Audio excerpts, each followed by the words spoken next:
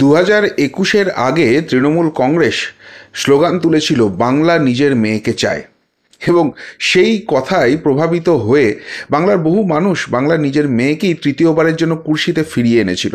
আর সেই বাংলার মেয়ের জামানায় কেমন আছে বাংলার সাধারণ মানুষ, কেমন আছে বাংলার মা বোনেরা, তা হাড়ে হাড়ে টের পাচ্ছে। এর পাশাপাশি তৃণমূল আর একটা কথাও কিন্তু বলেছিল যে বিজেপি হচ্ছে বহিরাগত পার্টি, বিজেপিকে ভোট দেবেন না।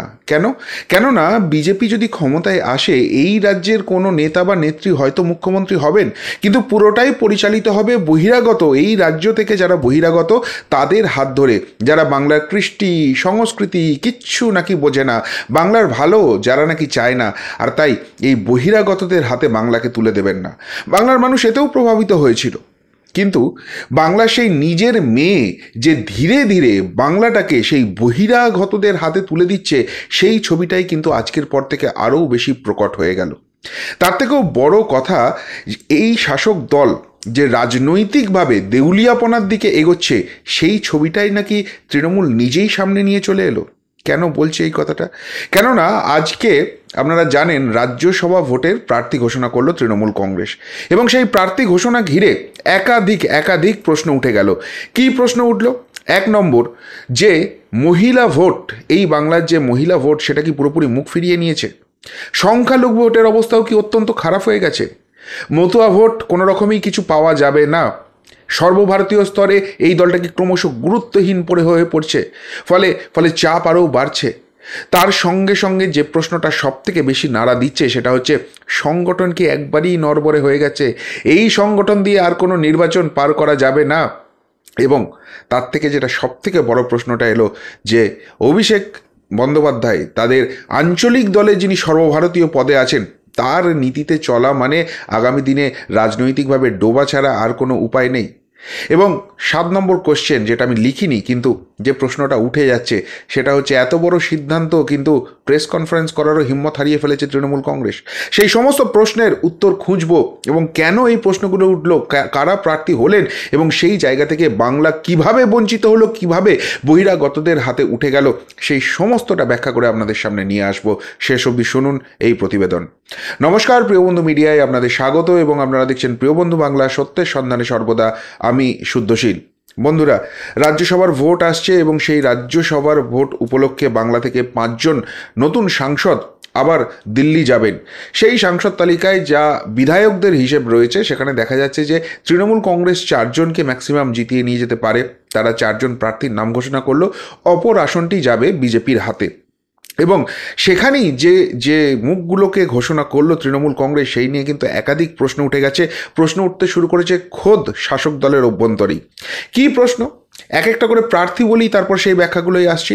প্রথম যে নামটা এসছে সেটা হচ্ছে সাগরিকা ঘোষ। কে সাগরিকা ঘোষ? তিনি হচ্ছেন সাংবাদিক, এবং সাংবাদিকের থেকেও বড় কথা, তিনি আরেকজন সাংবাদিক রাজদীপ সরদেশাইয়ের স্ত্রী। এখন প্রশ্ন হচ্ছে, এই সাগরিকা ঘোষ, টাইটেল ঘোষ আছে বলেই কি তিনি বাঙালি? তার সঙ্গে বাংলার কোনো সম্পর্ক রয়েছে? দীর্ঘদিন বাংলা ছাড়া। এবং তার পিতাও যে যিনি ছিলেন আইএএস অফিসার, তিনিও কিন্তু বাংলায় দীর্ঘদিন ছিলেন না। ফলে প্রশ্ন উঠছে যে এই সাগরিকা ঘোষকে টিকিটটা দেওয়া হলো কিসের জন্য? ইনি তো বহিরাগত। বাংলার জন্য ইনি কী কাজটা করবেন? বাংলার কৃষ্টি সংস্কৃতি কতখানি বোঝেন? বাংলার রাজনীতি কতখানি বোঝেন? সন্দেশখালী যে হয়ে গেছে খোঁজ রাখেন? নাকি শুধুমাত্র সর্বভারতীয় স্তরে তৃণমূল কংগ্রেস ক্রমশ কোণঠাসা হয়ে যাচ্ছে, কেউ পাত্তাও দিচ্ছে না, কেউ জোট করছে না, দিল্লি গেলে কোনো এফেক্ট নেই? এবং তার থেকেও বড় কথা, এই যে চুরি জোচ্চুরি বাটপাড়িগুলো এক এক করে ধরা পড়ছে, এক একটা মন্ত্রী জেলে যাচ্ছে, তার ফলে সবাই দূরত্ব বাড়াচ্ছে। আর তাই সর্বভারতীয় স্তরে ভেসে থাকার জন্য এই রকম একজন ন্যাশনাল লেভেলের সাংবাদিককে টিকিট দিয়ে দেওয়া হলো। কিন্তু তার জন্য তো বাংলার একটা টিকিটের কোটা নষ্ট হলো। কোনো বাঙালি, কোনো বাংলার ভূমিপুত্র, এখানকার কোনো কন্যা যদি সেই প্রার্থী হতেন, বাংলাতে তো অ্যাটলিস্ট ডেভেলপমেন্টের কাজ হতো। তৃণমূল কংগ্রেসের এই রাজনীতিতে ভেসে থাকার জন্য যে চেষ্টা, সেটাতে বারবার বাংলার কোটার টিকিট বাইরের লোককে দিয়ে দেওয়া প্রশ্ন উঠেছে। লুইজিন ফেলারিওকে দেখেছিলাম আসানসোল থেকে শত্রুঘ্ন সিনহাকে টিকিট দিতে। কেন? কোনো বাঙালি নেই? ওইসব রাজ্য থেকে কী পেয়েছে বাংলা? নাকি ওইসব রাজ্যে নিজের রাজনৈতিক ভূমি বিস্তার করতে গিয়ে এই রাজ্যসভার টিকিটের কোটাটাকে ব্যবহার করছে তৃণমূল কংগ্রেস, আর যাতে বঞ্চিত হচ্ছে বাংলার মেয়ের? কোন নীতি প্রশ্ন উঠে গেল তো এই প্রথম নামটি দেখেই। দ্বিতীয় নাম যেটা উঠে এলো, তিনিও একজন বহিরাগত, সুস্মিতা দেব, আসামের নেত্রী। কি চোটের নেত্রী? কংগ্রেসের হয়ে জিততে পারেনি, তারপর পাওয়ার লোভে তৃণমূল কংগ্রেসে এসেছিলেন এবং আসার পর তাকে রাজ্যসভায় প্রার্থী করা হয়, সেখানে দাগ কাটতে পারেননি, রাজ্যসভা থেকে বাদ দেওয়া হয়। এরপর তাকে ত্রিপুরার দায়িত্ব দেয়, সেই ত্রিপুরাতেও ডাহা ফেল করেন। তিনি যদি এতই চোটের নেত্রী হতেন, ত্রিপুরাতে তো অ্যাটলিস্ট নোটার সঙ্গে তৃণমূলকে লড়াই করতে হতো না। সেই সুস্মিতা দেবকে আবার পাঠানো হচ্ছে রাজ্যসভায় বাংলার টিকিট থেকে। তাহলে এই সুস্মিতা দেবের বাংলার জন্য কি অবদান আছে যে সুস্মিতা দেবকে আবার টিকিট দিতে হলো? সেই বহিরাগত নীতি। তাহলে বিজেপি যদি বহিরাগত দল হয়, বিজেপির দিল্লির নেতারা বাংলাকে চালালে কৃষ্টি সংস্কৃতি বাংলার বোঝে না, বাংলা ধ্বংস হয়ে যাবে, এই যদি বক্তব্য হয়, তাহলে লুইজেন ফেলারিও, সুস্মিতা দেব, সাগরিকা ঘোষ, শত্রুঘ্ন সিনহা এরা ঠিক কতখানি বাঙালি আর কতখানি বাংলার জন্য এরা করতে পারবেন? কেন এই বহিরাগতদের হাতে টিকিট তুলে দেওয়ার মরিয়া প্রচেষ্টা? কেন বাংলাকে এইভাবে বঞ্চনা করছেন বাংলার মেয়ে? প্রশ্ন উঠছে খোদ শাসক দলের অভ্যন্তরে। এবার তালিকায় তৃতীয় নামটি দেখি। কে তিনি আছেন? না, মমতা বালা ঠাকুর। কেন মমতা বালা ঠাকুরকে টিকিট দেওয়া হলো? মমতা বালা ঠাকুর এর আগে সাংসদ হয়েছিলেন। তার স্বামী কপিল কৃষ্ণ ঠাকুর যখন মারা যান, তখন বাই ইলেকশনে প্রথম তিনি জেতেন, তারপর আরেকটি ইলেকশনে জিতেছিলেন। তিনি যদি এমনই কাজ করবেন, লোকসভাতে এমনই দাগ কাটবেন, তাহলে তো তিনি 2019-এও জিততেন। 2019-এ বিজেপি যখন তার পরিবার থেকেই শান্তনু ঠাকুরকে প্রার্থী করলো, হেরে গোহারা হলেন। এমনকি বিধানসভা নির্বাচনেও ওই এলাকায় মতুয়া অঞ্চলে কোনো রকম দাগ কাটতে পারেনি। তাহলে কি 2024, সেই 2024-এর নির্বাচনেও ওই মতুয়া করে ভরাডুবি হতে চলেছে? তার উপর গোদের উপর বিস্ফোরার মতো আসছে সিএএ, যে সিএএ এর দিকে তাকিয়ে আছেন সেই অগণিত মানুষ যারা যারা ধর্মের ভিত্তিতে অত্যাচারিত হয়ে বাংলাদেশ ছেড়ে এই ভারতবর্ষে এসে আশ্রয় নিতে বাধ্য হয়েছিলেন। সেই যে ভোট ব্যাংকটা রয়েছে, তারা মুখ ফিরিয়েছে, তারা বুঝেছে এই তৃণমূল কংগ্রেস যদি আসে, এই তৃণমূল কংগ্রেস যদি ক্ষমতায় থাকে, তাহলে কোনো দিন তারা তাদের সেই অতি কাঙ্ক্ষিত নাগরিকত্ব পাবে না। আর সেই জায়গা থেকেই একটা কোথাও গিয়ে সিএ নিয়ে আবার ঘুলিয়ে দেওয়ার রাজনীতি, এবং সেই জন্যই মমতা বালা ঠাকুরকে টিকিট। তিনি যদি এত ভালো পারফরমেন্স করে থাকবেন, তাহলে লোকসভা বা বিধানসভাতে তৃণমূল কংগ্রেসের সেখানে ভরাডুবি হলো কেন? সেই পারফরমেন্স থাকলে তিনি জিততে পারলেন না কেন নিজে লোকসভাতে? তাহলে সেই মমতা বালা ঠাকুরকে কেন পাঠানো হচ্ছে রাজ্যসভার টিকিট দিয়ে? প্রশ্ন উঠছে। এবং এখানে প্রথম যে তিনটি নাম দেখালাম, সেই তিনটি নামই কে? একজন হচ্ছেন সাগরিকা ঘোষ, একজন হচ্ছেন সুস্মিতা দে, একজন হচ্ছেন মমতা বালা ঠাকুর। তিনজনই মহিলা। কোথাও গিয়ে একটা বার্তা দেওয়ার চেষ্টা, দেখো তৃণমূল কংগ্রেস মহিলাদের পাশে আছে। শুধু 500,000 টাকার ভাতা ভিক্ষা নয়, তার সঙ্গে রাজ্যসভার প্রার্থী হিসেবে এতজন মহিলাকে পাঠানো হচ্ছে। আসলে সন্দেশখালি কি মহিলা ভোটের ভিতটা নড়িয়ে দিয়েছে পশ্চিমবঙ্গে? সেখানে ওই 500,000 টাকার বিনিময়ে যেভাবে মা বোনেদের উপর অত্যাচার হচ্ছে, যেভাবে তাদের সম্ভ্রম, সম্মান, আত্মসম্মান সমস্ত কিছু ধুলোই মাটিতে লুটিয়ে দেওয়া হচ্ছে, বর্বরতা চলছে, গোটা দেশ ছিচিৎকার করছে, সেই জায়গা থেকে দৃষ্টি ঘোরাতেই কি এই সিদ্ধান্ত নেওয়া হলো? কিন্তু এত কিছুর পরেও যে মা বোনেরা আজকে আতঙ্কিত হয়ে আছেন বাংলায়, যে বাংলার মুখ্যমন্ত্রী একজন মহিলা মুখ, তা সত্ত্বেও বাংলার মহিলাদের কোনো রকম সিকিউরিটি নেই, এবং সিকিউরিটি নেই যে মুখ্যমন্ত্রী আছেন তার দলের লোকেদের হাত থেকে, অন্য কোনো বহিরাগত শত্রু নয়। তারাই বাংলার মা বোনেদের নিয়ে কি করছেন, আর সেই জায়গাটাকে ভুলিয়ে দিতেই কি এই সিদ্ধান্ত নেওয়া হলো? কিন্তু সেই সিদ্ধান্তও কি কোনো রকম কোনো কিছু ফল দেবে? এরপর 4 নম্বর যে নামটি রয়েছে, সেই নামেও তো রয়েছে চমক। নাদিমুল হক রাজ্যসভায় তৃতীয়বারের জন্য টানা নমিনেশন পেলেন। যে 4 জন ছিলেন তৃণমূল কংগ্রেসের হয়ে, সেই 4 জনের মধ্যে 3 জনেরই টিকিট ক্যান্সেল হলো, একমাত্র থেকে গেল নাদিমুল হকের জন্য। এবং এই নিয়েও তো একাধিক প্রশ্ন উঠে যাচ্ছে। কি প্রশ্ন উঠছে? প্রশ্ন উঠছে নাম্বার 1, সংখ্যালঘুদের বার্তা দিতেই কি তাহলে নাদিমুল হককেও চেঞ্জ করা গেল না? আবার আপনারা বলবেন যে না, তার হয়তো এমন পারফরমেন্স আছে রাজ্যসভায় যে সেই জায়গা থেকে তাকে আবার নমিনেশন দেওয়া হয়েছে। হতেই পারে সেই কথা, কিন্তু রাজ্যসভার পারফরমেন্সটা একটু ঘেঁটে দেখছিলাম, সেইভাবে কোনো প্রশ্ন আসেনি, সেইভাবে কোনো বিল আসেনি।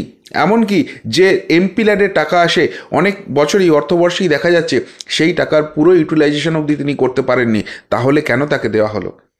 কেন তাকে দেওয়া হলো প্রশ্নটা উঠছে। তার কারণ সংখ্যালঘুদের বার্তা দেওয়ার চেষ্টা, যে কারণে 3টে অন্য মুখ সরিয়ে দেওয়া যেতে পারে, কিন্তু সংখ্যালঘু ভোটে হাত দেওয়া যাবে না। আবার ওই সামিরুল ইসলামকে যখন দেয়া হয়েছিল no vote to BJP campaign করার জন্য, আগের যে রাজ্যসভার ভোটটা হলো সেই ভোটে তাকে টিকিট দেওয়া হয়েছিল, তাহলে নাদিমুল হকের জায়গায় কোনো একজন নতুন মুখও তো আসতে পারতো। সেই নতুন মুখ কি আর খুঁজে পাচ্ছে না? মানে সংখ্যালঘুরা এতটাই তৃণমূল কংগ্রেস থেকে মুখ ফিরিয়ে নিয়েছে যে নাদিমুল হকের কোনো সাবস্টিটিউট পাওয়া যাচ্ছে না? সেই প্রশ্নটা উঠে যেতে শুরু করেছে। এর পাশাপাশি প্রশ্ন উঠছে যে শুভাশিস চক্রবর্তী, আবির রঞ্জন বিশ্বাস এদের মতো নেতা, তাদেরকে আর টিকিট দিল না তৃণমূল কংগ্রেস কেন?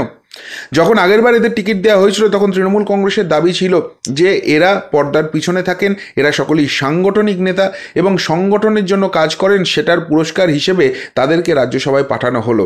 তাহলে রাজ্যসভায় যাওয়ার পর সংগঠনের ভিত কি নড়বড়ে হয়ে গেছে? সেই জন্য আর সাংগঠনিক নেতাদের সেখানে পাঠালে হবে না? বা সাংগঠনিক অবস্থা গোটা রাজ্যে এতটাই থরহরিকম্প যে সাংগঠনিক নেতারা রাজ্যসভায় গেল চাই না গেল কিচ্ছু এসে যায় না, তাদের দিয়ে ভোট করে আর হবে না। ভোটটা করতে গেলে ওই পঞ্চায়েতের স্টাইলে ভোট করতে হবে, ভোটটা করতে গেলে পুলিশ আর প্রশাসনকে লাগবে, সংগঠনের নেতারা কে কী করলো না করলো তাতে কিচ্ছু এসে যায় না। সেই জায়গা থেকেই কি এদেরকে বাদ দেওয়া হলো?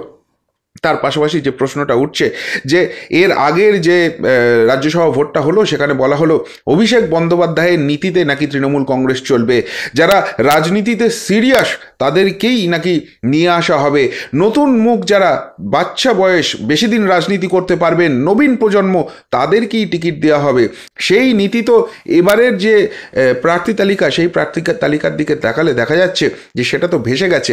তাহলে কি তৃণমূল কংগ্রেসই কোথাও গিয়ে বুঝতে পারছে যে অভিষেক বন্দ্যোপাধ্যায়ের যে নীতি আছে সেই নীতিতে এগোলে রাজনৈতিকভাবে আর কোনো রকম কোনো সম্ভাবনা নেই, সেই জন্য এইভাবে একটা মিলিজুলি করার চেষ্টা করা হচ্ছে? সাগরিকা ঘোষের সঙ্গে রাজনীতির কী সম্পর্ক আছে? তিনি ভালো সাংবাদিক হতে পারেন, কিন্তু রাজনীতির ময়দানে বাংলার মাটিতে থেকে কদিন তিনি রাজনীতিটা করবেন? কদিন তিনি মানুষের পাশে এসে দাঁড়াতে পারবেন?